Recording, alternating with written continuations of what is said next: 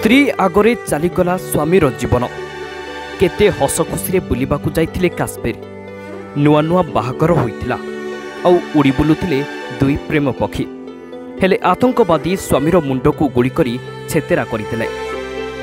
हाँ आज्ञा आगरे लिभिगला मथार सिंदूर भांगीगला हातर शंखा 2 मास पूर्वे नुआ जीवन आरंभ करथिले हेले काश्मीर जाइथिले बुलिबाकू किंतु एहा थिला विधिर विधान एहा बोधे आगरू लेखा थिला एहा थिला उभयंक शेष देखा।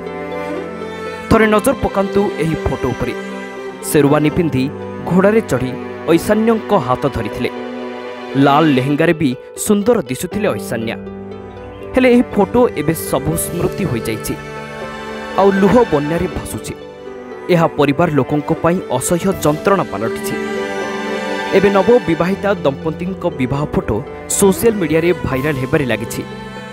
फोटोरे हस हस मुहटा एबे नीरवतारे परिणत होइछि।